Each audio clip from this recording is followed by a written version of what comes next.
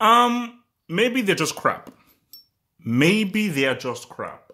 And maybe getting the best manager in the world with this group of players, with this team, you won't be able to beat your boys in Norwich. Shout out to your boys Norwich. Shout out to your boys Delia Smith. So, sorry about that. I just had a meal. I was starving. This was always going to be a very tough job for Freddie Ljungberg. But, looking at Arsenal, I noticed a few things here and there. I think, you have to give credit to Norwich and for Daniel Fark in the kind of coaching that he's doing. Yes, they are 19th, but look, they just got promoted. Relax, chill. Although Sheffield United are doing a lot better. But the first thing that I noticed, and I think for Freddie Ljungberg, don't make it hard on yourself. When you're a new manager coming in, this is your first major managerial job, don't make it hard for yourself. And he even said apparently in his press conference that he wasn't doing anything too radical. He just wanted just like a few little points, but wanted just to, steady the ship. And already from watching the first 20-25 minutes, I could tell that there was a much more patient approach to their play as opposed to Emery, which is just a lot more manic and completely void of any direction. But for Ljungberg, you don't help yourself when you put your best goal scorer out wide. There's a difference between a winger and an inside forward. If you're playing Aubameyang out wide, surely you must be playing him as an inside forward because he's your top goal scorer. He has scored 6 of your 7 away goals this season. But the Aubameyang that was playing today wasn't playing as an inside forward. He's playing as a winger. And because he's playing on the right, he has to play as a winger, because if he was playing as an inside forward, he'd be playing on the left. So he'd come onto his right, on his stronger foot, which is his right foot. Lacazette has gone off the ball. Some may say I need to even put him under review. So it is nonsensical to play Lacazette as a striker. If you're going to play Lacazette, you have to play Lacazette pretty much the Griezmann Atletico role. Play him behind Aubameyang, because these two work well together. But Aubameyang was so wide away from Lacazette. Lacazette was so isolated. And because Lacazette isn't a good lone striker, doesn't know how to play the lone striker position, a lot of Arsenal's move broke down and they were not able to really break the lines. So that didn't really help things, and even when Aubameyang was out wide, he still managed to get a G from flipping open play. And people disagreed with this when I said this on Twitter.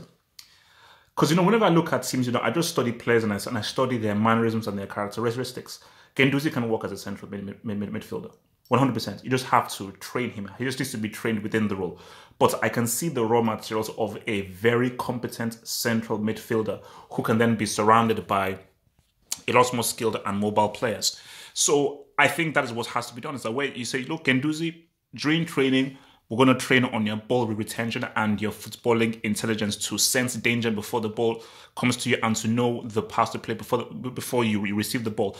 It's almost like muscle memory. When you just train these things into training, few games it's going to be rusty, but trust me, 5, 6, 7, 8 games, Guendouzi as a central midfielder, he'll become better. People will say I'm wrong at everything, but I can judge a player's potential by watching them, and I think Guendouzi has potential not to be an amazing central midfielder, but competent and decent enough to help Arsenal. And I'll say this right now, Guendouzi will make a much better central midfielder than flipping Xhaka, who they have there right now, who really ain't helping things. Someone needs to tell me what Ozil's use is. Please tell me what Ozil's use is. And I think people need to just stop right now. I know he's skilled, I know he's got great ability. I don't see what he produces over 90 minutes. And by the time he gets to 60, 65 minutes, he turns into a Casper the Flipping Ghost. But the main thing here is that Arsenal defenders are crap. Let's just be real. Their defenders are crap. Mustafi is crap. David Luiz is a crap defender. I told you, as fans, I warned you, I told you. David Luiz is a crap defender. He's useless. He is a really bad flipping defender. Why didn't you listen to me? And I just think that no matter how much Ljungberg trains, no matter how much they do defensive training, no matter how much Mertesacker tries to pass on his experience, a crap defender is a crap defender. No matter how much training or coaching you give them, because they will be out of position, they'll make poorly timed tackles, and they'll not be able to read the game. You can't teach reading of the game. Positioning, zone or man-to-man, you cannot teach reading of the game. David Luiz's and Mustafi's reading of the game is atrocious. Absolutely atrocious, and I think that is what is truly problematic. So I think for Ljungberg, I think that what you need... This is what I'll say, just before I just round this off. Xhaka should stay in front of the defense. And Xhaka's role is to be the DM and to almost be an extra to the defender to give them protection because they need so.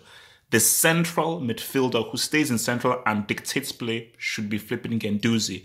Aubameyang should always play as the main striker, and then you decide whether you put Lacazette in behind him or you take Lacazette away and he then puts in another body into the midfield like it's Herrera to then dominate things, and then boom, that's how you roll. Remember to like the vid, remember to subscribe for daily footballing content, and remember to become a patron or follow me on Twitter, following the links below in the description box. Peace out.